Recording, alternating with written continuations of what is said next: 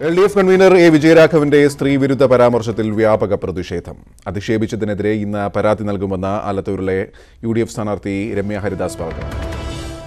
ഇതാണോ മുഖ്യമന്ത്രി പറഞ്ഞിരുന്ന നവോത്ഥാന മൂല്യമെന്ന് വ്യക്തമാക്കണമെന്നും രമ്യ ആവശ്യപ്പെട്ടു.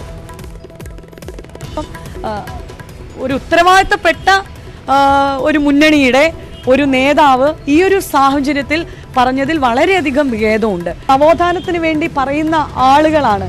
അപ്പോൾ അത് പറയുന്ന സമയത്ത് വളരെ സംയമനത്തോടു കൂടി ഞാനൊരു കാൻഡിഡേറ്റ് ആണ്, ഒരു സ്ത്രീയാണ്, ആ രീതിയിലുള്ള എല്ലാ രീതിയിലുമുള്ള ഒരു പരിഗണന കൊടുത്തുകൊണ്ട് വേണം നമ്മൾ ഒരു രാഷ്ട്രീയപരമായിരിക്കുന്ന അല്ലെങ്കിൽ ആശയപരമായിരിക്കുന്ന ഒരു യുദ്ധമാണ് ഇവിടെ നടന്നിരിക്കുന്നത്.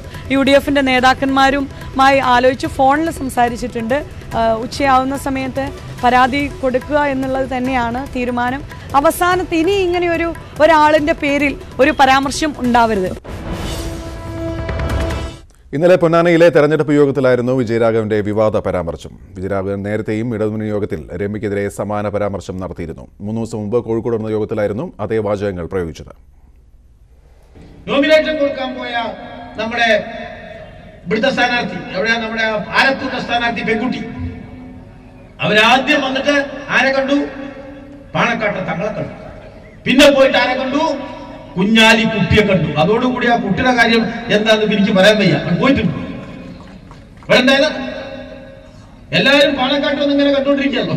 സ്ഥാനാർത്ഥി മറ്റേ രമ്യ പാണക്കാട്ട് കുഞ്ഞാലിക്കുട്ടിയുടെ മുന്നിൽ രമ്യയിരിക്കുന്ന ചിത്രം കണ്ട് ഞാൻ അന്തം വിട്ട് നിന്നുപോയതാണ്. ഇപ്പൊ ഈ കഴിഞ്ഞാഴ്ച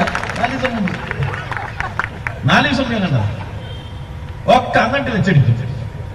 അപ്പൊ എല്ലാവരും പാണക്കാട്ടേക്ക്, അല്ലാത്തൊരു കുഞ്ഞാലിക്കുട്ടിയുടെ വീട്ടിലേക്ക് വെച്ചടിക്കുമ്പോ കുഞ്ഞാലിക്കുട്ടിയും മുഹമ്മദ് ബഷീറും കൂടി എന്തുകൊണ്ടാണ് കുണ്ടോട്ടിക്ക് വെച്ചടിച്ചത് എന്നുള്ള കാര്യമാണ് എനിക്ക് മനസ്സിലാവുന്നത്.